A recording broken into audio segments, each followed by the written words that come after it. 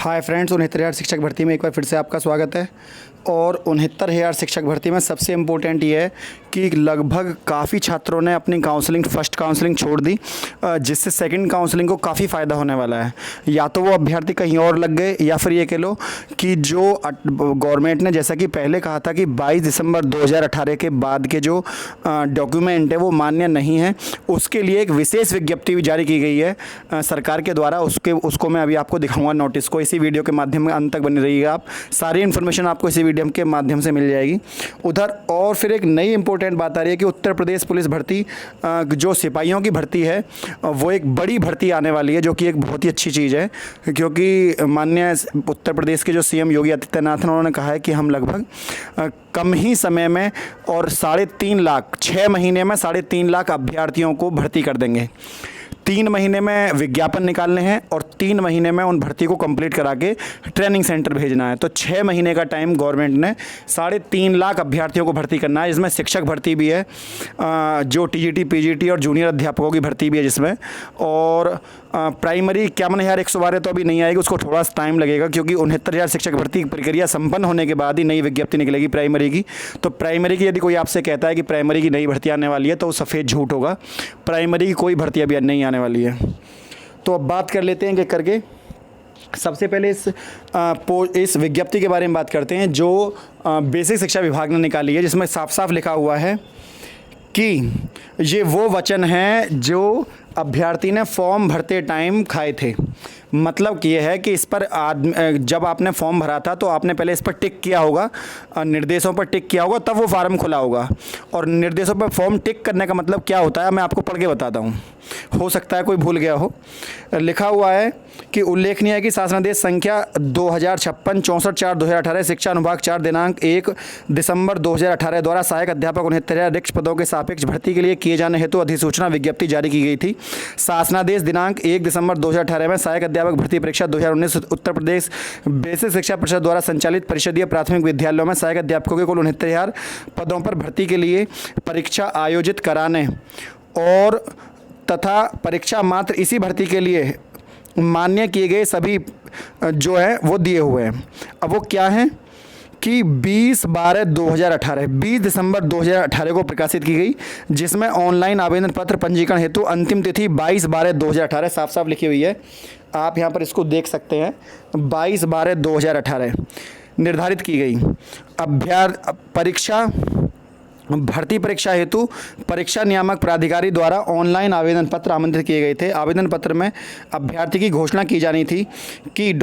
मुझे विज्ञापन में अपना नाम लिखना था। यहाँ पर समस्त शर्तें मान्य हैं।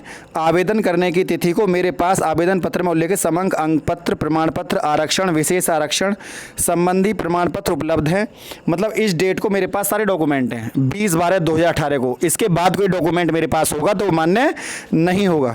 यदि परीक्षा से पूर्व अथवा बाद में जांच के उपरांत कोई भी विवरण असत्य गलत पाया जाता है तो संबंधित अधिकारी मेरा अभ्यर्थन निरस्त करने और मेरे विरुद्ध वैधानिक कार्रवाई करने का अधिकार होगा। प्राप्त आवेदन पत्रों के क्रम में परीक्षा नियामक प्राधिकारी प्रयागराज द्वारा सहायक अध्यापक भर्ती परीक्षा 2019 का आयोजन दिनांक 6/1/2019 को कराया गया। तदोपरांत परीक्षा नियामक प्राधिकारी द्वारा कार्यालय में पत्रांक गोपनीय इतना उत्तीर्ण अभ्यर्थियों का परीक्षाफल इस कार्यालय को उपलब्ध कराया गया। तो ये साफ साफ लिखा हुआ है और इसका मतलब ये है कि ये चीज़ें अब मान्य नहीं होगी, क्योंकि आपको पता होगा कि बीटीसी 2015 का बेंच भी मान्य किया है कोर्ट के माध्यम से, और भी चीज़ें आई हैं, लेकिन सरकार ने इन्हें मानने से साफ साफ इनकार कर दिया है।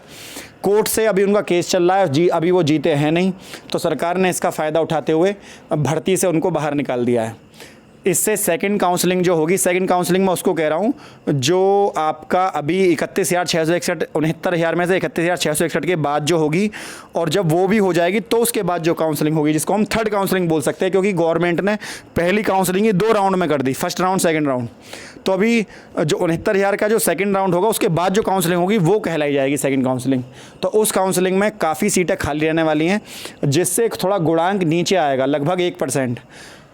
0.5% की उम्मीद है अभी, 1% की तब लगाई जाएगी जब पूरी तरीके से ये क्लियर हो जाएगा कितनी भर्ती खाली, क्योंकि आज भी काउंसलिंग हुई है तो आज ये देखना जाएगा कितने छात्र एब्सेंट थे, उनके ऊपर ही निर्भर करता है खाली सीटों के ऊपर कि सरकार लगभग कितने छात्र। वैसे लगभग अंदाज़ा लगाया जा रहा है कि 1000, 1500, 1500, इसमें ज़्यादा मेरिट नहीं गिरती है। अगर कल के 2000 और आज के मान लो 2-2,500 तो 5000 बच्चों पर जो मेरिट है वो लगभग 0.6 नीचे गिर सकती है जो अभी फ़िलहाल लगने वाली है। तो पहली मेरिट में 0.6। और छात्र आपको बताइए कि आज धरना हुआ था सचिवालय पर, काफ़ी प्रदर्शन हो रहे हैं और कल माननीय योगी आदित्यनाथ अपने हाथों से जॉइंट लेटर देंगे। जिनको जॉइंट लेटर मिला उनके लिए बहुत बहुत मुबारकबाद, कॉन्ग्रेचुलेशंस। और जिनको नहीं मिले वो धैर्य बना कर रखें, थोड़े समय बाद आपको भी जॉइंट लेटर मिल जाएगा। क्योंकि जब तक कोर्ट के भर्ती आदेश है, कोर्ट के अधीन है, तब तक आपका कुछ नहीं होने वाला। तो बेवजह शोर मचाने से कुछ फ़ायदा है नहीं। सरकार के हाथ में पूरी पावर होती है, सरकार उसका इस्तेमाल भी कर रही है। लेकिन हाँ, कुछ चीज़ें सरकार को जो है ये चीज़ें देखनी चाहिए थी जो कि सरकार ने नहीं देखी, जो कि सरकार का कार्य था सबको साथ लेकर और भर्ती को एक साथ पूरी कराना। लेकिन कहीं ना कहीं सरकार भी अपनी ही जल्दबाजी में सरकार हर बार फंसती है, आंदोलन होते हैं, केस पड़ते हैं और सरकार फिर बाद में कहती है कि अभ्यर्थियों ने भर्ती पूरी नहीं करने दी, जबकि कार्यशैली पर ही हर बार प्रश्न चिन्ह उठता है। इधर 31,000 बेसिक शिक्षा परिषद प्राथमिक स्कूलों में अंतिम सूची पर सवाल उठ रहे हैं। राष्ट्रीय पिछड़ा वर्ग आयोग ने कम गुणांक वाले अभ्यर्थियों के चयन में शिकायत हुई है। आयोग आप देख सकते हैं कि बेसिक शिक्षा विभाग के अफसरों को पत्र भेजकर इसकी जांच का आदेश दिया है। 3 दिन में आरोपों की जांच करने की कार्रवाई होगी और जब तक नियुक्ति पत्र बट गया होगा। आयोग उपाध्यक्ष के निजी सचिव संदीप कुमार, बेसिक शिक्षा की अपर मुख्य सचिव मतलब सभी को रेणुका कुमार का कहना है कि भर्ती सुप्रीम कोर्ट के आदेश करवाई जा रही है और ये बात सच भी है, सुप्रीम कोर्ट के आदेश के तहत करवाई जा रही है। तो इसलिए बेवजह आप शोर न मचाएं, अपनी बारी आने का इंतजार करें और धैर्य बनाकर रखें। केवल जायज़ बात ये थी कि सबकी एक साथ होती तो मेरिट काफ़ी नीचे चली जाती, लेकिन अब क्योंकि गुणांक का चयन हर आधार पर अलग होता है, अधिक गुणांक वाले कहीं कहीं बाहर निकल जा रहे हैं। एक अभ्यर्थी है, मैं नाम नहीं लेना चाहूँगा, 68% पर एसटी में बाहर है और दूसरा अभ्यर्थी एसटी में ही 65% पर अंदर है। तो मतलब 68 वाला जो है वो बाहर खड़ा है और जो 65 वाला है वो अंदर है। तो एक गुणांक का जो आधार है और चयन प्रक्रिया है एसटी में बता रहा हूँ मैं आपको, तो ये चीज़ें गलत है। ये पारदर्शिता होनी बहुत ज़रूरी है चीज़ में। बाकी सरकार का ये कार्यशैली जो है उस पर शुरू से ही भर्ती प्रक्रिया पर सवाल उठ रहे हैं। पुलिस में होगी 56,800 अध्यापक भर्ती, पुलिस में होगी 56,880 भर्ती। एक्चुअल में क्या होता है, बोलते कुछ भी हैं, दिमाग में अध्यापक भर्ती रहती है। योगी सरकार ने दिया दशहरे का तोहफा, 1 नंबर को शुरू होगी प्रक्रिया और जुलाई तक संपन्न हो जाएगी भर्ती। मतलब योगी सरकार ने दशहरे का तोहफा देते हुए पुलिस में 56,880 पदों पर भर्ती का कार्यक्रम बृहस्पतिवार को जारी कर दिया। सिपाही, बंदी रक्षक, फायरमैन के लिए पद निकलेंगे। इसकी एज जो होगी वो होगी 18 से 22 साल और 18 से 22 साल के अभ्यर्थी फार्म भर पाएंगे। 1 नवंबर से 30 नवंबर तक फॉर्म भरने की डेट होगी, जिसमें 51,216 सिपाहियों के लिए 30 नवंबर तक। इसके अलावा 32,000 नागरिक पुलिस, जिसे हम पीएसी बोल देते हैं, नहीं सिविल पुलिस जो होती है, और बाकी जो पीएसी पुलिस है वो है 19,216 और भी अलग अलग से पद है महिलाओं के लिए। सारे पद जोड़कर 56,880 पद बैठते हैं। बंदी रक्षक के 3,638 पद भी हैं। लिखित परीक्षा 300 अंकों की होगी माइनस मार्किंग के साथ। और जहां तक है आपको बताइए, टाटा कंसल्टेंसी सर्विसेज ने ही दरोगा का ठेका लिया है और सिपाही का भी उसको ही जहां तक है मिलेगा। 18 से 22 साल के अभ्यर्थी इसमें फॉर्म भर सकते हैं और जिनकी उम्र 1 जुलाई 2018 को 22 साल हो गई थी, 2018 में 22 साल हो गई थी, उनको 2 साल की छूट देते हुए मतलब 24 साल तक का बच्चा भी इसमें आपका फॉर्म में अप्लाई कर सकता है। तो ये बहुत ही अच्छी चीज़ है कि 2018 के बैच के बच्चे को यहाँ उम्र में छूट दी गई है और सरकार ऐसा ही दरोगा में भी छूट दे तो अच्छा है, क्योंकि सरकार ने कहा था कि हम फॉर्म निकालेंगे, फिर फॉर्म निकाले नहीं। लेकिन अगर दरोगा भर्ती में छूट मिलती है तो कुछ अभ्यर्थियों को, जैसे सिपाही में मौका मिला है, ऐसे ही दरोगा वाले छात्रों को भी मौका मिलेगा।